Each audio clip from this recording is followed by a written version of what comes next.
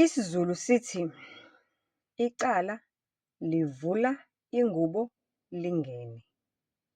I-situation esibhekene nayo-ke namhlanje kwi-story time yanamhlanje, engithunyiwe ngadonswa ngalo ukuthi kuyacela ukuthi ngiwudlulise lo mlayezo ngoba hheyi, kubi la ngaphandle. Hello, sanibonani, Dumelang, igama uZandi, isibongo umfeka umalwandle lo, lwandle kalwela lwezibhekane zona isihambela le kude phezulu.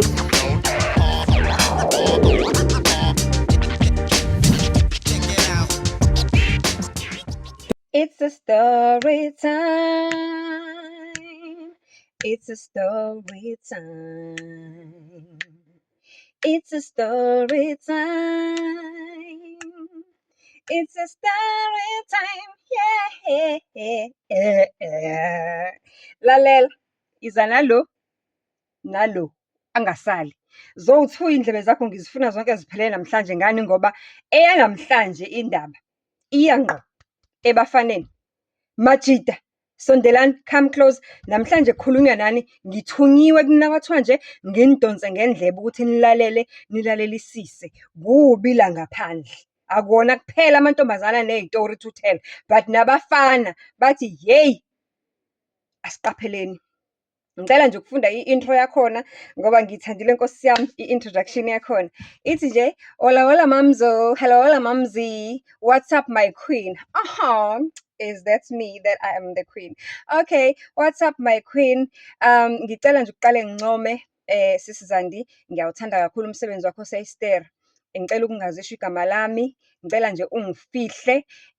Ngumfanyana osemncane oqeda ukufunda nje eminyakeni emithathu edlule. Bengifunda khona emazingeni aphakeme kwezinye zezikhungo zemfundo ephakeme eGoli. Kodwa mina ngokwendabuko ngidabuka e-KZN.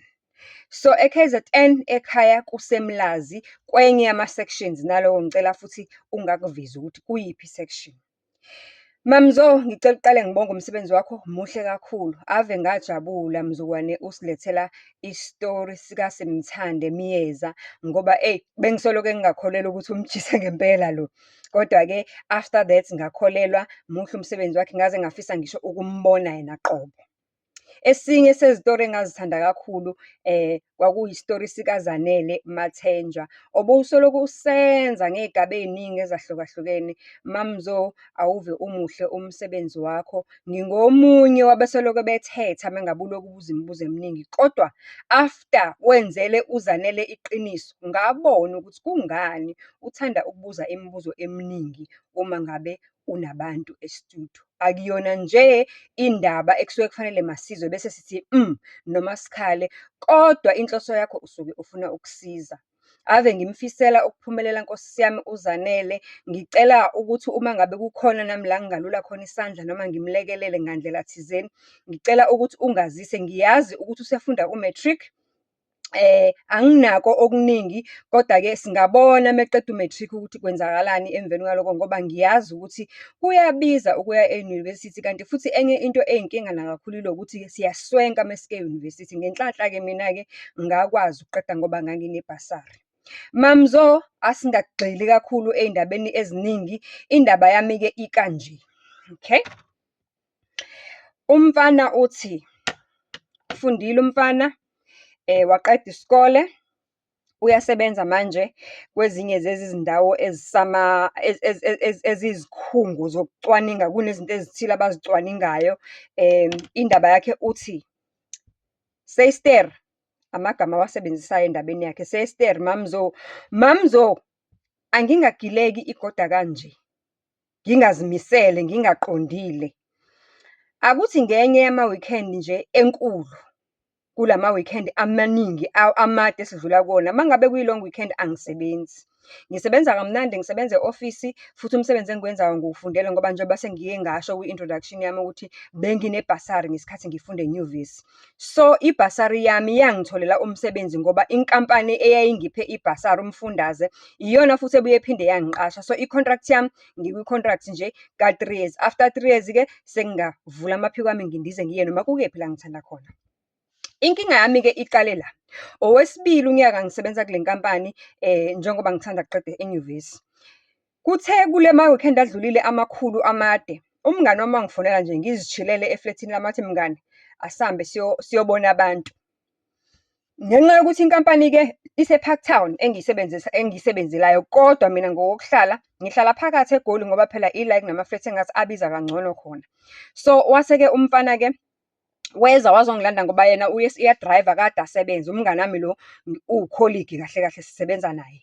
Weza wadrayiva wazongilanda lapha phakathi-ke la engihlala khona, esuka la ahlala khona yena. Angazi-ke, akashongo ukuthi umfana umngani wakho uthi uhlala kephi, kodwa-ke uthe akude nala ehlala khona. Kodwa inkampani abayisebenzelayo, inkampani ese-Parktown. So, olaziyo iGoli will know ukuthi lezi zindawo azihlukananga kakhulu. Uma uhlala phakathi koGoli, uhlale laphaya emaflethini in the Central, and i-Parktown nje, iteksi ye-Parktown ngicabanga ngayigcina kudala, mhlampe yayila ko-R7, R6. It's not far, it's a very close proximity.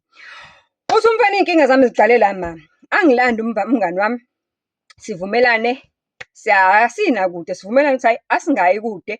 Ngani? Ngoba there is a possibility ukuthi vele sizofike siphuze and i-long weekend. Uthi uma ngangilanda umfana, sivele sivumelane ukuthi hayi, instead of ukuthi si-drive, akashiye imoto la mina ngihlala khona ngoba vele ikhona i-parking. Even though mina ngingenayo imoto, kodwa isikhona i-space sokupaka. Sivele sishiye imoto, sivele si-Uber, futhi singayi nakakude kakhulu, sithi nje shwi siye Rosebank.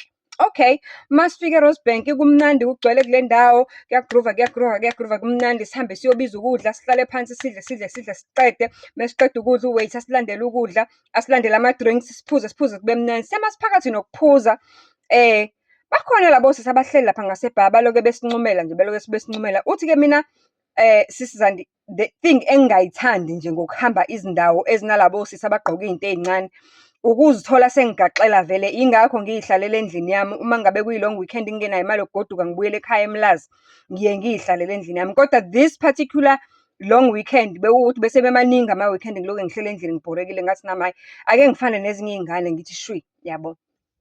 Uthi hhayi-ke bagcine bencumelana nomngani wami labo sisi, mina ngiloke ngiyabaziba, bagcine bencumelana nomngani wami to a point ukuthi baze bagcine sebehleli la kwi-couch yethu la sihleli khona.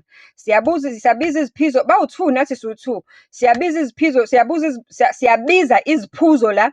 Nabo-ke manje sekumele mababalwe phela ukuthi bayaphuza. And mind you, i-long weekend ye-month end vele. Angothumeli ngisho imali ekhaya sesizandile. Angothumeli ngisho imali ekhaya. Uthi ya, hhayi kumnandi kosisi-ke baloke besiphathaphatha.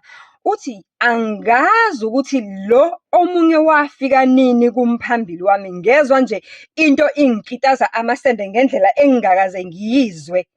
Uthi emveni kwalokho ayikho into enye engabe ngisabe ngiyizwa. Ngase ngithi nje ngivuma yonke into. Intombazane isababize into ezibizayo, ngiyakhipha nje. Intombazane ibasathe nje, ngiyakhipha nje. Kwaqala phansi kwa-oda ukudla, mina ngisuthi vele sesidlile nomngani. Saqala phansi sa-oda ukudla, si-odela bona manje. Yonke into ayifunayo usisi ngiyavuma nje, ngivuma ngekhanda. Lapho kungifike nanokuthi hayi bo, kwenzakalani ngami? Ngithi okay, buhambe ubusuku, kucace phela manje ukuthi hayi, sikhathele ukuhlala la. Akunyakazeke phela, umuntu nomuntu abone umgodi aze ngawo. Uthi instead ukuthi osisi babize whatever, bangene emotweni yabo noma babize i-Uber yabo noma yini abahamba ngayo.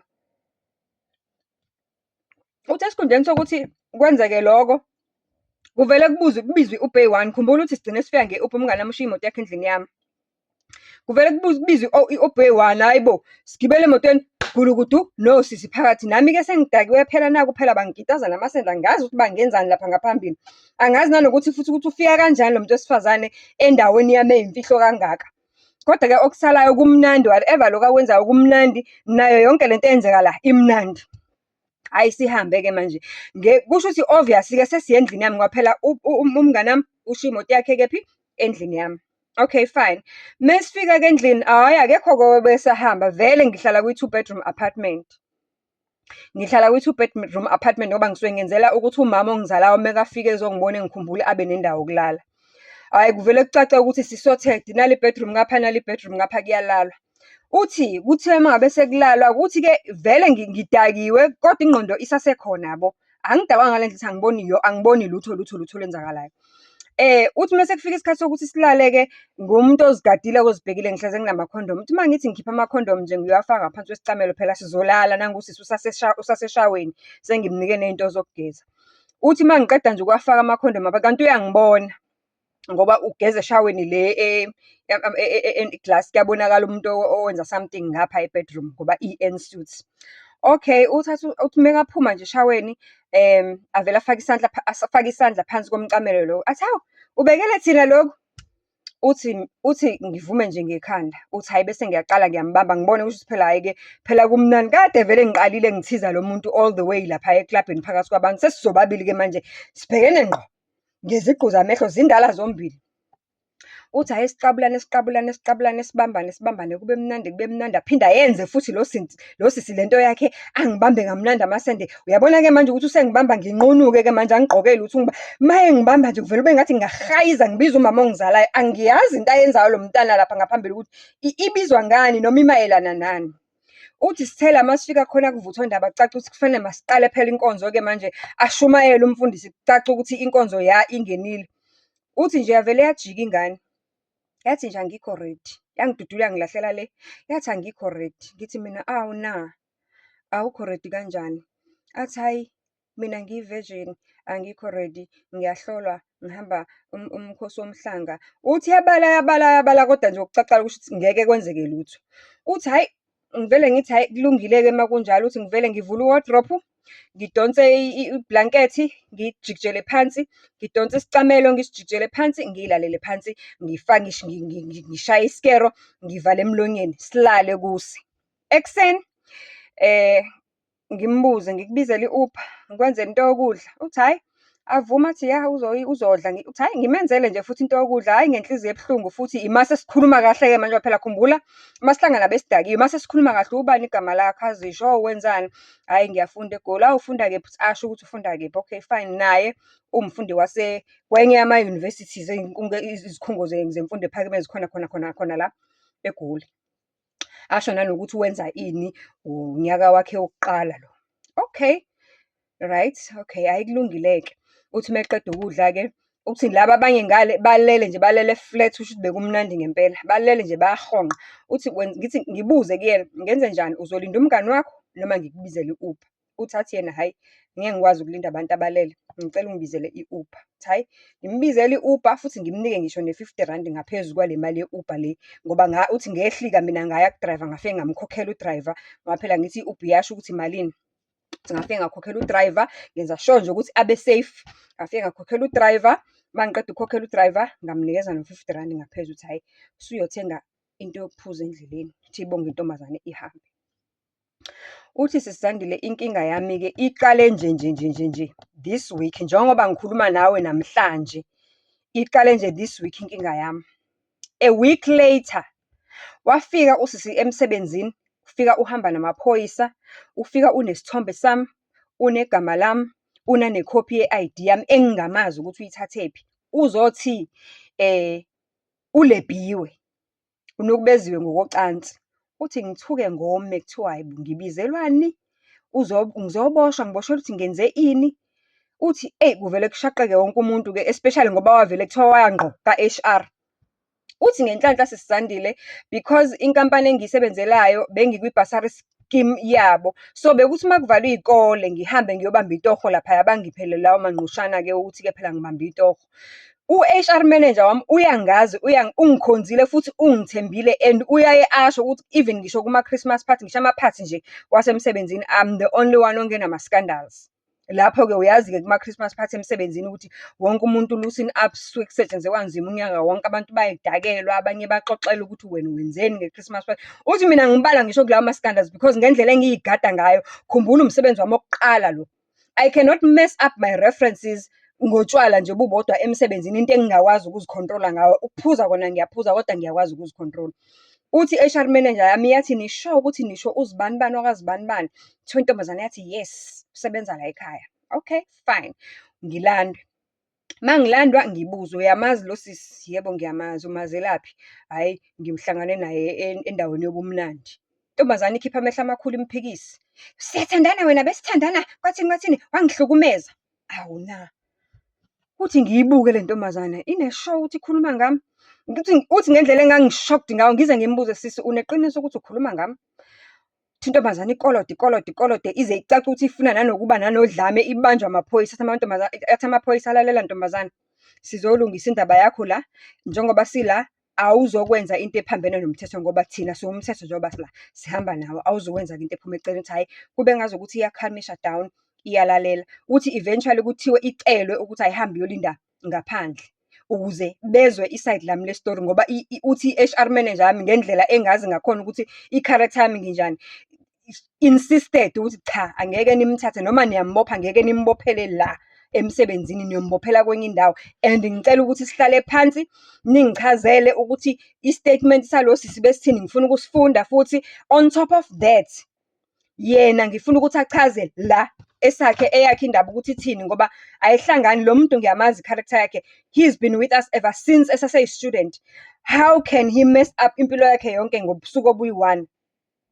Uthi hhayi, baqale phansi bangi-interrogate-ke bangibuze. Uthi lapho-ke i-HR manager yami ivele ihambe iyolanda ngisho iloya yenkampani, imlandi awuphuthume la e-office, khona into eyenzakalayo la engingayiqondi kahle, hlale phansi. Uthi hhayi-ke ingi-interrogate, bangibuze-ke bangichaze isitori ukuthi kwenzeka ukuthi ngihlangane nalo siseklabhini, sahlangana kwenzeka ukuthi sathenga ama-drinks, bengingahambi ngedwa, ngihamba nomngani wami, sa-end up in my flat. Ngithe mangabe ngithi ngifuna ukulala naye, emveni woba kade kuyena engithiza all the night, wagcina ethi yena uyi-virgin, akekho ready ukulala nomuntu wesilisa, ngamyeka.